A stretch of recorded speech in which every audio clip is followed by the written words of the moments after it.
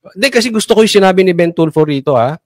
Pangulong. Hindi po ako makatulfo, ha? Pero pakinggan nyo.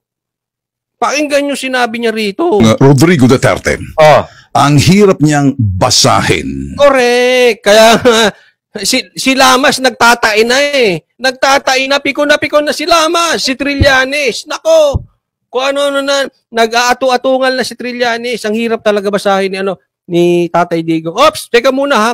Doon sa mga hahabol, wag pong kakalimutan, makiuso na, subscribe na.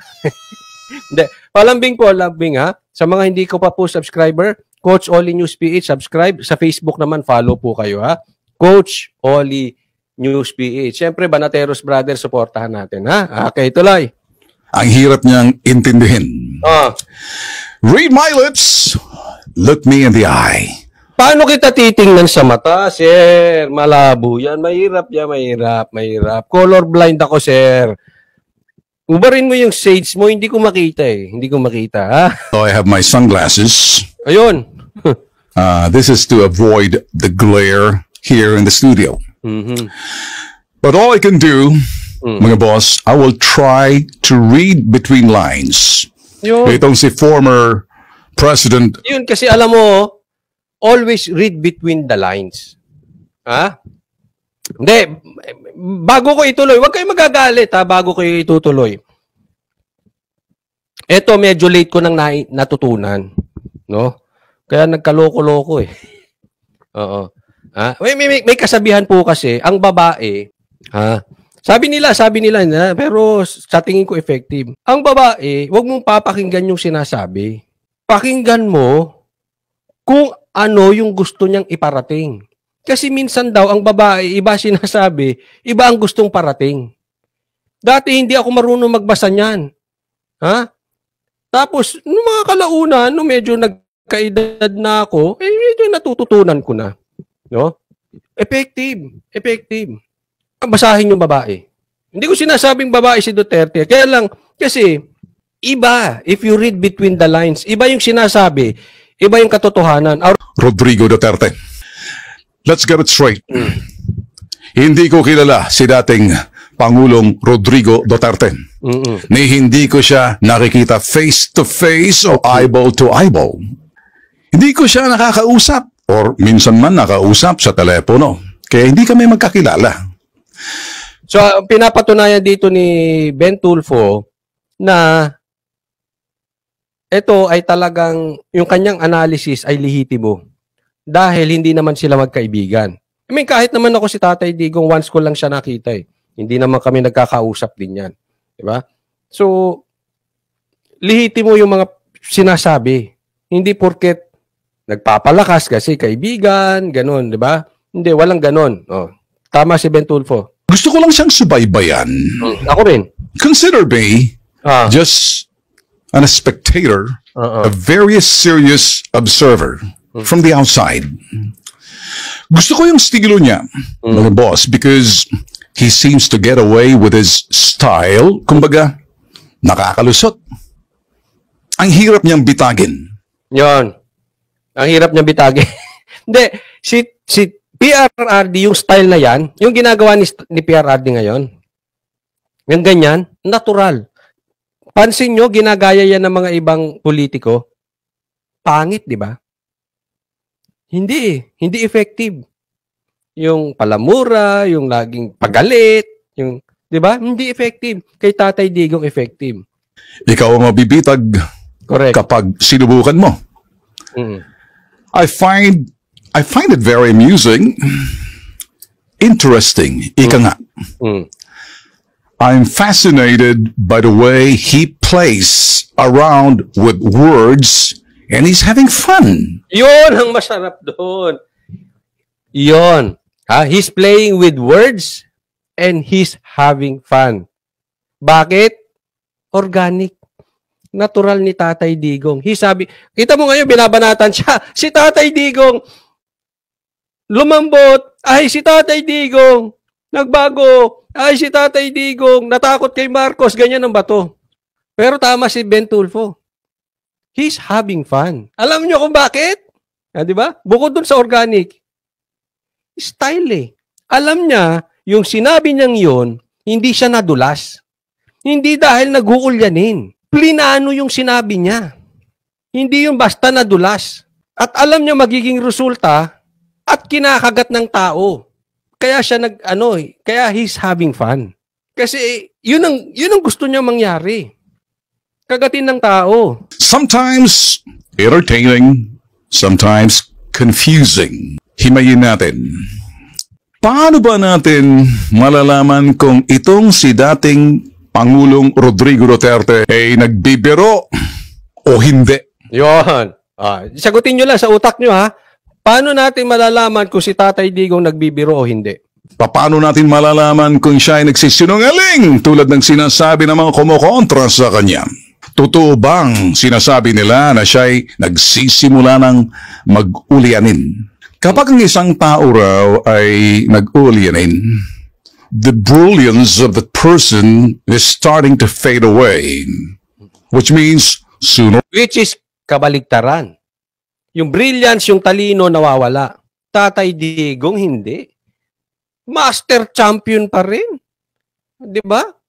Tactician. Chess player ang datingan. Paano nyo malalaman kung nagsisinungaling, nagpapatawa, lumalambot? Hindi nyo mabasa si Tatay Digong, di ba? Tanong ko sa inyo, ngayon niya lang ba nangyari yan na hindi nyo mabasa si Tatay Digong? O dati na? Same, di ba? Dati rin naman hindi mabasa si Tatay Digong eh. Hindi kumukupas, ganun pa rin.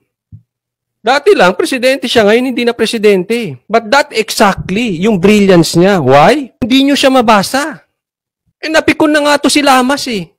Hindi siya mabasa ng administrasyon. Exactly. Kasi hindi ka magaling na tactician kung basa galaw mo.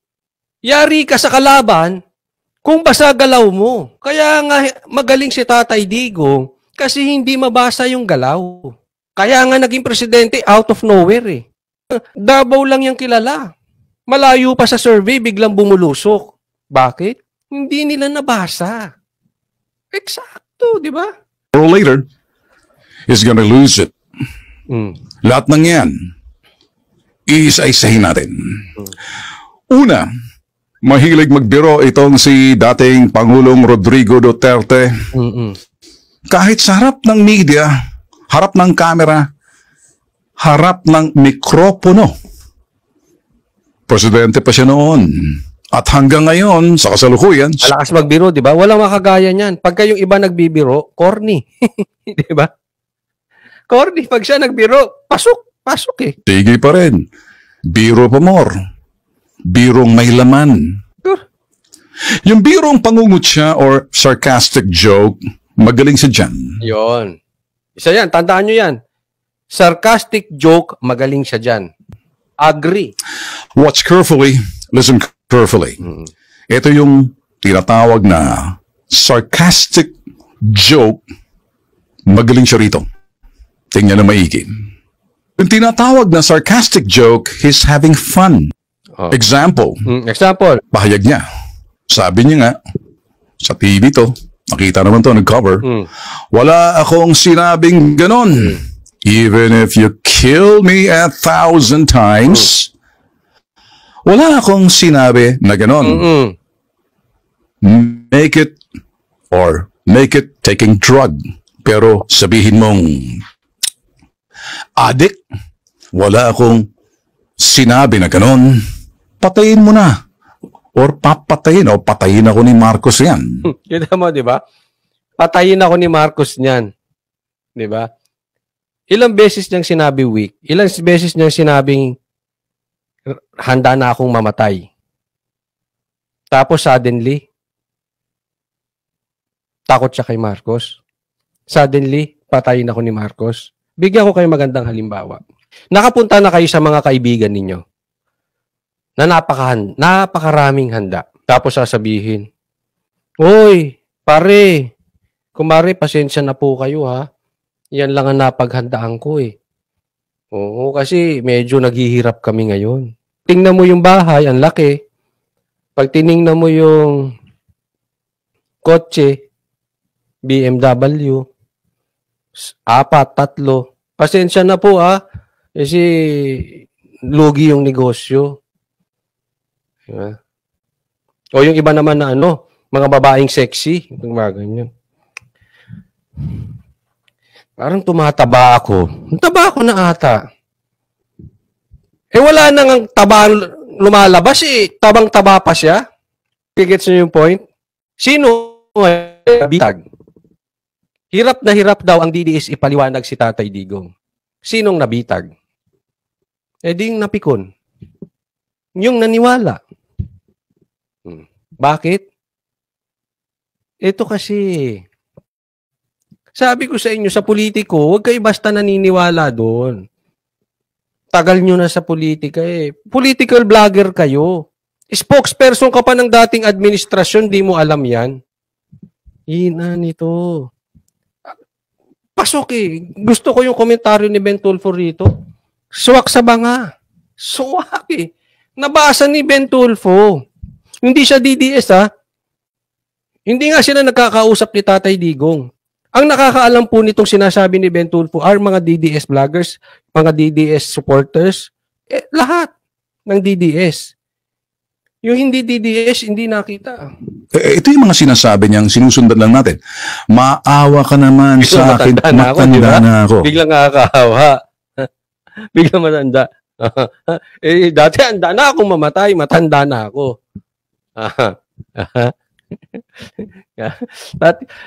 Mismo ka, Tatay Digong, pinaglaruan mo tong mga animal na to. Pinaglaruan kayo ni Tatay Digong. Akalain mo yung edad na yan, pinaglalaruan kayong mga bata. Yan ang sinasabi natin. Eto, hindi lang talino. Sanay yan sa ground. Tandaan nyo si Tatay Digong. Hindi yan pinanganak sa Malacanang. Sanay yan sa ilalim. Marunong yan. Maraming na good time na media rito. Correct! Pinaglaruan ng media. Para sa kanila, balita na to. Ito, gusto ko to sinabi ni... Mapakutol kita ako muna, Ben Tulfo. Alam ko mas pogi ka, pero channel ko to. Hindi. Joke lang. Tatay Digong, pag nagsalita, balita. Balita na yun. Ilang linggo na yung pagsasasalsalin ng vloggers, ng media. Bakit? Influential si Tatay Digong, iba. Kayo na mag-isip, di ako mag-uusga. Pag si Marcos ba nagsalita, ganyan? Balita. Si Tamba nagsalita, ganyan? Balita. Ontiveros, wala di ba? Pero pag si Tatay Digong nagsalita, grabe. Kay maka-DDS ka, kay galit ka sa DDS, balita yan. Pipick upin yan. Sure yan. Pick up yan. Pipick upin ng media, pipick upin ng dilaw, pipick upin ng pula, pipick upin ng DDS. Pag si Tatay Digong nagsalita, balita. Pag si Tatay Digong nagsalita, ang tao nakikinig. O nga naman, basta kung anong lumabas sa kanyang bibig, as is, where is, balita na yan. Well, yung pangalawa, ito yung follow-up joke, birong pagdududa or cynical joke. Ito naman yung ginagamit niya sa mga politikong hindi niya pinagkakatiwalaan at dapat naman pagdududahan. Malimit ito. Ginagamit niya rin sa Kongreso. At kung kanino. Again, listen carefully and watch. Listen carefully. Watch carefully. Ito yung kanyang sinabi naman. If I can say it to Marcos, if I can say it for all, antibiotic, aspirin, they're all drugs. Pero wala akong sinabi. Papatayin ako ni Marcos yan. Takot naman ako mamatay. Matanda na ako. Okay, makinig kayo mabuti. Tanong ko sa inyo, kahit kayo ay maka-Marcos, kayo ay maka-Tamba, kayo ay maka-Ontiveros, tanong ko sa inyo, do you honestly believe takot si Duterte kay Marcos? Di ba? Kaya maraming nagalit Napikon sila. Kasi alam nila, hindi totoo yung sinasabi ni Tatay Digong. How do you find that? Ito yung pangatlong bihira. Posibleng sa pamilya niya lang, kaibigan niya lang to. Yung birong in the spirit of fun. Wala lang. Kasiyahan, no harm done, no pun intended. Well, enter Antonio Trillanes. Yun! Sausaw! Anong aso kaya to? Hindi, wag aso. Sausaw. Anong asaw-sawan kaya ito? Toyo o patis o suka? Sige, sausaw ka na kasi hindi ka naman mananalo sa Senado ulit eh. Sausaw ka na kasi wala naman binatbat yung dilawan nyo eh. As usual. Madaling mabasa ang pinagsasabi nitong si Antonio Trillanes. Salamat nga pala sa Magdalo survey at number 5 ini. Oh, number 5 si Tulfo raw sa Magdalo survey. What a big accomplishment. Come on. Keep pulling my leg. Hindi siya naniwala, di ba? Bakit? Basa niya, pinasasakay siya. Nakita niyo yung contrast? Kasi may galaw ganyan ng politiko. Pasasakayin kayo. Nabitag sila ni Tatay Digong. Sakay sila eh. Si Tulfo hindi na pasakay. Nasa top 5. Magdalo nag-ano. Ayun. Wala. Bakit? Kasi ang difference, mahina utak nito si si Trililing. Basa mo galaw nito. Ang talagang magaling, hindi ka mababasa ng kaaway. Yun po talaga.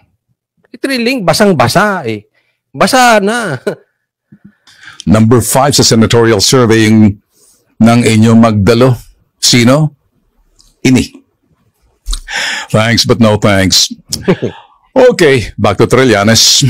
Sabi ni Trillanes, pathological liar daw itong si Rodrigo Duterte. Yan, pigo na pigo ng dilaw. Lalo na yan si Lamas. Ito si Lamas at saka siya. Parehas sila rin. Gusto niya mag-away si Duterte at saka si Marcos. Para yung ICC papasukin. Kasi yari sila pag nakabalik ang Duterte. Kaya sinisiraan. Ang ibig sabihin ng pathological liar, mga boss, yung taong walang sinasabing totoo at puro kasinungalingan na. Pangklase. Yung magiging sabihin, nasanay na yung pathological liar, mabuhay sa kasinungalingan. Kaya naman, sa pananaw ni Antonio Trillanes, itong dating Pangulong Duterte, Rodrigo Duterte, may amats. Ibig sabihin, may tama raw.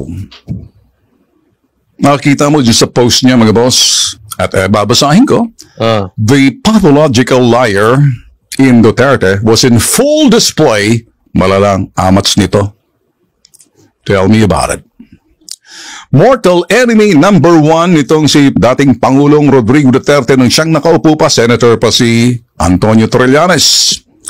Sino kayang unang mag-uulianin dito sa dalawa? Si Tonyo? Very good question. Sino una lagay natin sa poll. Sa manunood ng replay, lagay nyo sino kaya una mag-uulyanin?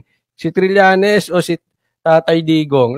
Saglit. Antayin nyo, lalagay natin pakisagot.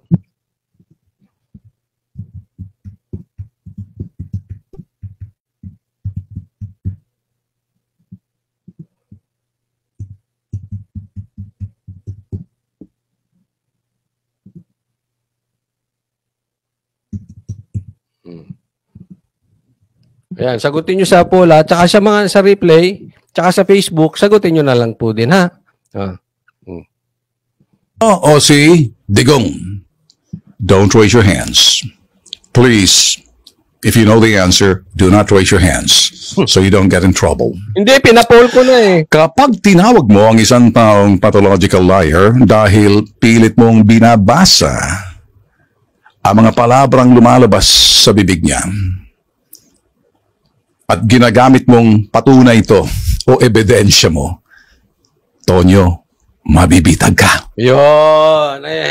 Ibig sabihin, nabitag na. Nabitag. Kasi, kaya mo sinabing, Pathological liar yan. Kaya mo sinabing sinungaling yan kasi binabasa mo lahat.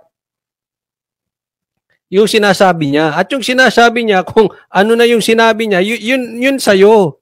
Hindi po ganun. Hindi po ganun magbasa ng isang tao. Bibigyan ko kayo halimbawa. Halimbawa, isang vlogger. Maraming kaso. Puro mura ang sinabi. Paniniwalaan niyo yung sinabi? Walang ebidensya? Nagmura lang nagmura? Palipat-lipat ng kampo? Paniniwalaan nyo? Ganun po yun. Ganun ang ibig sabihin. Dapat ang binabasa mo sa tao, yung maging mautak ka, Trillanes. Ang tagal-tagal mo na dyan, paano ka naging senador, wala kang utak? No.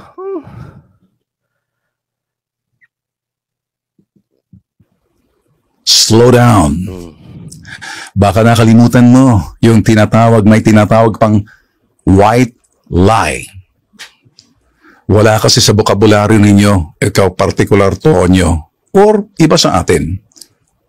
Nag-ibig sabihin ng white lie, pagsisinungaling para hindi ma-offend, masaktan yung tao because you want to be decent and courteous, but still, you're lying. Ginagamit din ito ni dating Pangulong Duterte noon. At so, it's an art of communicating para sa kanya. Sabi nga nung araw, maraming nagsasabi, out of the box. Hindi siya templated. Hindi siya yung sinasabing typical na statesman, kung tawagin ng iba, dahil he's just be himself. May kasabihan, style makes a difference. Every person, they have their own style.